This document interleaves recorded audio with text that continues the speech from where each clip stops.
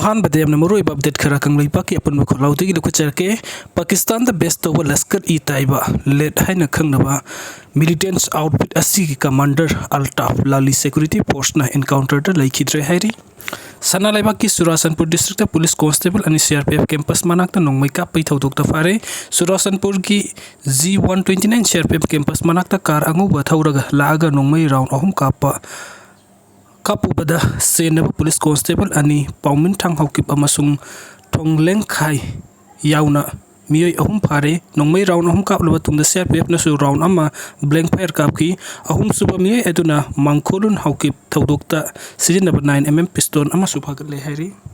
टोंजांगदा CDF का खुथुकनबदा ZRA की cookie Zomi निपान सीखरे हाइना कंगलाई पक्की अपन बखोलाउ नबते तवी ए सेंटर न Manipur ngakpangamloidaba oirabadi state na ngakcharu haina lauthu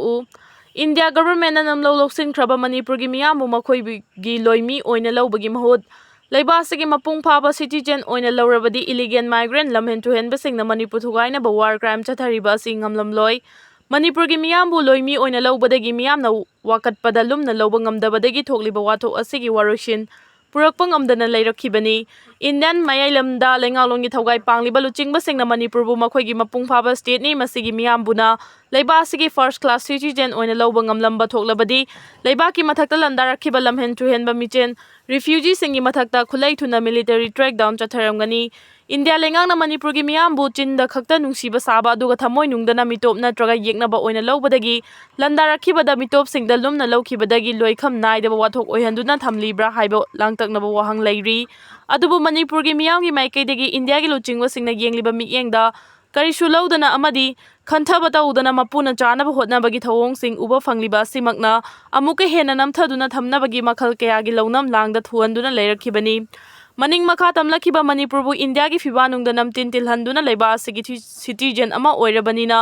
citizen ama oibagi hauna bilenga ki mafam da wakatningba amadi tawhaningba amasung tawhaningda basing thauna leina wakat pangamba mathautai miyam gi aningba amasung apambagi mayokta leiba tarabadi thauna fanai khoi loimi oina hingbagi mahut adungai ning tamna hinglamkhiba phibam aduda hanjinjarage haina thauna lingjen fudokpa ngamba mathautai fireb asi lobang amdaba tarabadi loimi amagi thakta adumak leiduna miyot minegi chaitheng khangduna mipal tangna hingba tabani loinana ningtamna hingba ngamdre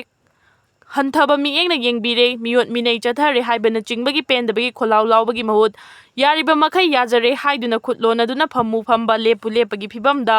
khara chara thaklaga pangleida leiba tabani amaromda India Government ki luchingba singna Manipur gi puwari amadi furup asigi miyamna matau karamna hinglakhibage amadi haujikna karamba fibamda hinglibage haibadu khangna nungsi chanana punna hingminaba pamdabagi wakhalon leirabadi furup asigi hana leijarakhiba fibam aduda iromdom hingjanaba firef lobada ayet apan piroidabani tawbatabu yumlonna balaiba ama oina leiminasi haibada aremba oigani khali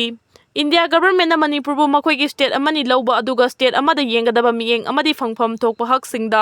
atonbigi machagum yengduna leiba tarabadi center amasung state anigi miyam marakta nungsi chanana hingminnaba yarakloi hauji tholiba illegal migrant chin kuki jona leiba asigi state Manipur da war crime chathaduna punbagi saktam thugairaga separate administration semnaba demand toriba asidasu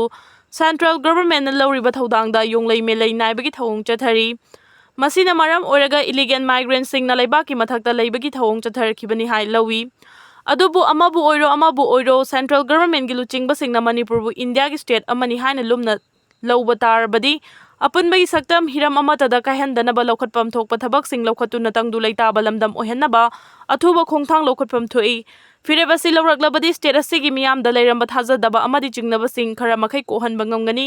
lengaklon gi chukli pairiba singna pukchel sengdaba amadi apunbagi saktam ngaknaba hotnadaba tarabadi kaidongaida leiba asi tangdu leitaba purakpa ngamloi loinana leiba ki mathakta pendaba miyoi gi masing nongmonomagi hengalaktuna leiba wathok oiraknabagi maram oirakliba asi central government gi thoksil dagi oirakhibani haibada haimanba thoklaroi